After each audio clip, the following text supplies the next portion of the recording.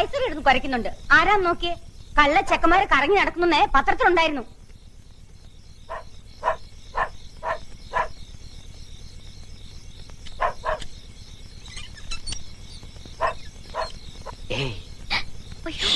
അതെ, അവരുടെ വർത്താനം കേട്ട അർദ്ധരാത്രി നീ ഇങ്ങനെ പുറത്തിറങ്ങി നടന്ന് വല്ലം കണ്ട് പേടിച്ചിട്ടുണ്ടല്ലോ, അതിന്റെ കേട് നമ്മുടെ കുട്ടിക്കാ. ഒച്ച വെക്കില്ലേ, അവരാരും ഉറങ്ങിയിട്ടില്ല. എന്താ കയ്യില്? ഇത് കുറച്ച് ആപ്പിളും മുന്തിരിയൊക്കെയാ, കഴിച്ചോ. എനിക്കിതൊന്നും വേണ്ടായിരുന്നു. അത് കുഴപ്പമില്ല, ഇതൊന്നും നിനക്ക് വേണ്ടിട്ടല്ല, ഈ വയറ്റിൽ വളരുന്ന നമ്മുടെ കുഞ്ഞിന് വേണ്ടിട്ടാ. തൊട്ടിൽ വാങ്ങാൻ കാശ് കഴിഞ്ഞില്ല. തൊട്ടിലോ? എന്തിനാ എത്ര നേരത്തെ? Months will fly away. One fine day, our baby in the തൊട്ടിൽ. Cradle dear, cradle. സമയം കിട്ടുമ്പോഴൊക്കെ വായിച്ചു നോക്കണം. ഗർഭിണികൾ ഗർഭസമയത്ത് എന്തൊക്കെ ചെയ്യാൻ പാടില്ലെന്ന് 101 ഗർഭിണികൾ എഴുതിയ മഹഗ്രന്ഥമാണിത്. Pregnancy lets to child birth. വില വെറും 60 രൂപ മാത്രം. അതെ, തള്ളയുടെ കുര നിർത്താൻ പറ. ഒന്നുമില്ല ആന്റി, അത് പട്ടികൾ വെറുതെ കുരയ്ക്കുന്നതാ. ഇങ്ങനെ വാ പൊത്തല്ലേ എന്റെ മാലു. നീ ഒരു തവണ വാ പൊത്തിയതുകൊണ്ടാ നമ്മൾ പെരുവഴിയിലായത്. ഇനി കുട്ടം പറന്നിട്ട് വാ പൊത്തിയാ മതി. മാവ് ശരിക്കും അറിഞ്ഞിട്ടില്ലല്ലോ, ഞാൻ അരച്ചരാം. വാ.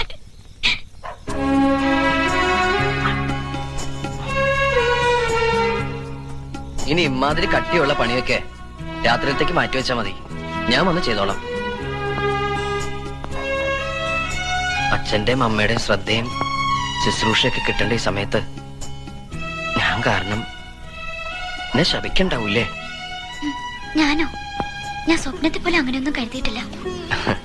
എനിക്കറിയാം, ചിലപ്പോ വയറ്റിനകത്ത് കിടന്ന് നമ്മുടെ മോൻ എന്നെ ചേർത്ത് വിളിക്കണ്ടാവും, അവന്റെ അമ്മ ഇങ്ങനെ കഷ്ടപ്പെടുത്തണേന്.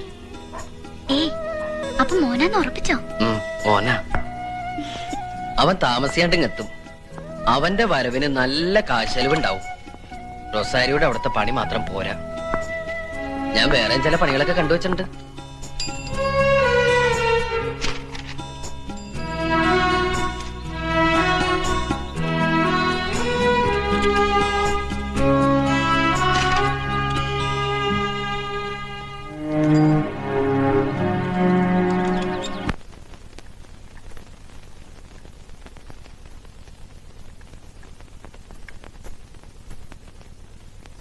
അങ്കിൾ ചായ. പേസ്റ്റും ബ്രഷും ദാ ഇവിടെ വെക്കണ്ട. അവളെവിടെ? ആന്റി അമ്പലത്തിൽ പോയിരിക്ക. ഇനി എന്തെങ്കിലും വേണോ? വേണ്ട. ഞാൻ എന്നാ തുണി നനയ്ക്കാൻ പോയിക്കോട്ടെ? ഒന്നും വേണ്ടി വരില്ലല്ലോ? ഇല്ല.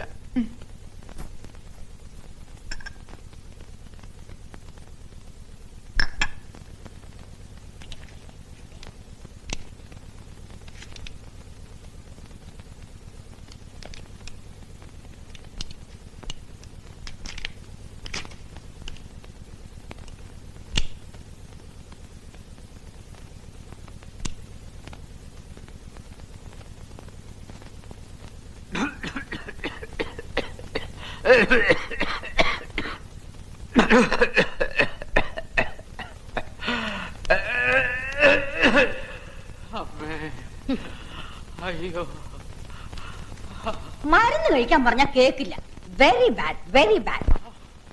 അയ്യോ, ഞാൻ നിങ്ങളോട് എത്ര പ്രാവശ്യം പറഞ്ഞിട്ടുള്ളതാ ഈ കുന്തം വലിക്കരുതെന്ന്. എവിടെ പോയി കിടക്കണ ഈ പെണ്ണ്? മാലതി, ദൈവമേ, എവിടെ മരുന്ന് കഴിച്ചില്ലേ നിങ്ങള്?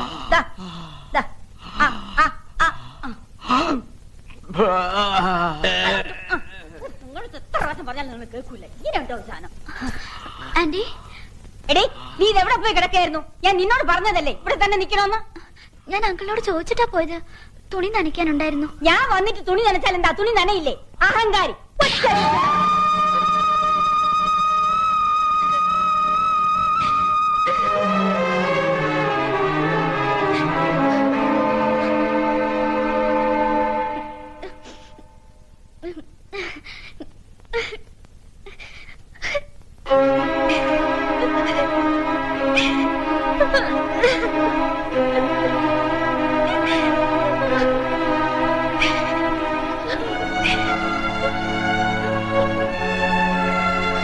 സന്തോഷായി, തൃപ്തിയായി.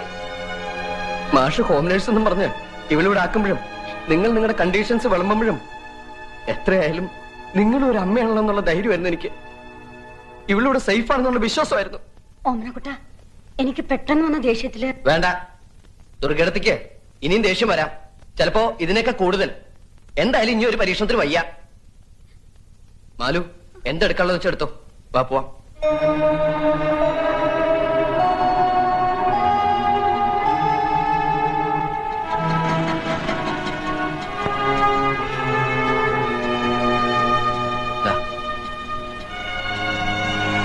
ഇനി മുതൽ ഇതാണ് നമ്മുടെ കൊട്ടാരം.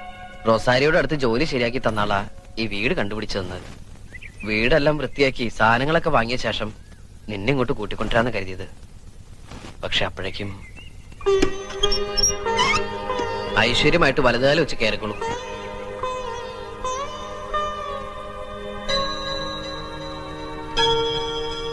ഈ വീട് നമുക്ക് കിട്ടിയതിന് നമ്മൾ AK ആന്റണിയോട് നന്ദി പറയണം.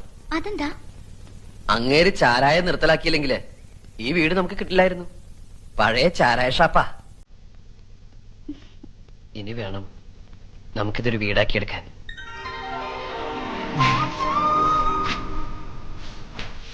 ഏതോ ഒരു രവിവർമ്മയുടെ ചിത്രങ്ങൾക്കാ നമ്മൾ വെള്ളം പൂശണത്.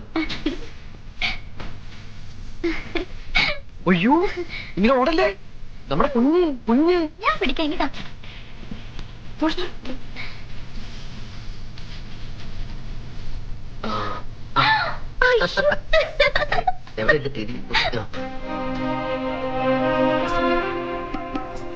എന്താ അത്താഴം കഴിക്കണില്ലേ? വേണ്ട, നീ കഴിച്ചോ.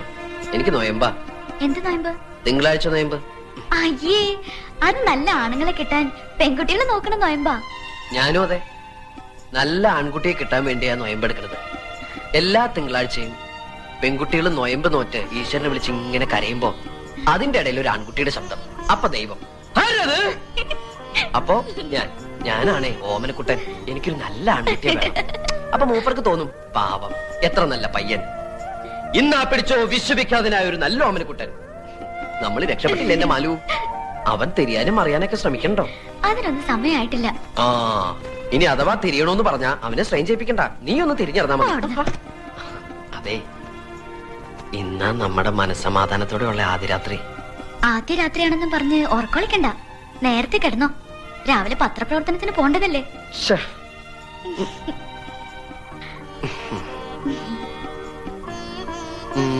അയ്യേ, എന്തായി കാട്ടിനെ നാണമില്ലാണ്ട്? ഞാനേ എന്റെ ഓമനക്കുട്ടിന് ഉമ്മ വെച്ചത്, അല്ലാണ്ട് നിന്നെ അല്ലടി സുന്ദരി കോത.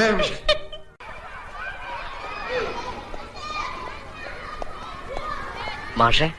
ആ, ഓമനക്കുട്ടനോ? നീ പേടിപ്പിച്ച് കളഞ്ഞല്ലോ. മുത്തശ്ശിയും കൊണ്ട് വള്ളിക്കാവില് 3 ദിവസത്തെ ഭജനത്തിന് പോയതാ. ഇന്നലെ വൈകുന്നേരം വന്നത്. വന്നപ്പോഴറിഞ്ഞത് നീ പിള്ളച്ചന്റെ വീട്ടിൽ നിന്ന് മാലുവിനെയും കൂട്ടിട്ട് പോയെന്ന്. അങ്ങനെ പറ്റിപ്പോയി. മാഷ എന്നെ ഒന്ന് ഹെൽപ്പ് ചെയ്യണം. എന്ത് ഹെൽപ്പ്? എനിക്കൊരു 2000 രൂപ വേണം.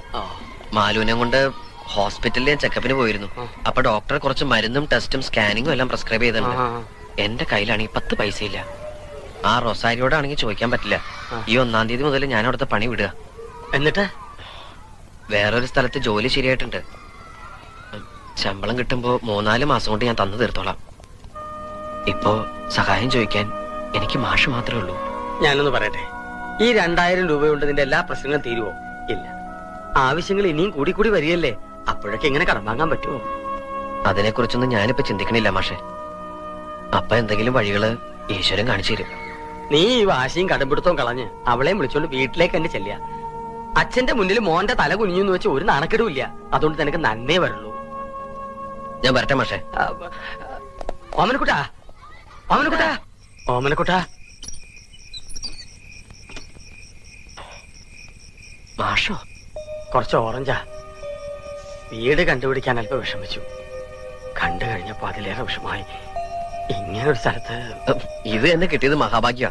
മാഷ അകത്തേക്ക് ഇരിക്കണില്ല, പോണം. പതിവില്ലാണ്ട് യാത്ര ചെയ്തുകൊണ്ടാണെന്ന് അറിയില്ല. മുത്തശ്ശിക്ക് നല്ല സുഖമില്ല. ടൗണിലേക്ക് ഇറങ്ങണമെന്ന് പറഞ്ഞാ ഞാനിങ്ങോട്ട് പോകുന്നത്. ദാ, നീ ചോദിച്ച രൂപ 2000 ഉണ്ട്. ആ, തരാൻ പറ്റുന്ന കടങ്ങളെക്കാൾ തീർക്കാൻ പറ്റാത്ത കടങ്ങളാ എനിക്ക് മാഷിനോട്. അതൊന്നും സാരമില്ലടോ. ഈ സമയത്ത് മനസ്സ് വിഷമിപ്പിക്കരുത്. കുഞ്ഞിനാ കേട്. വരട്ടെ മാഷേ.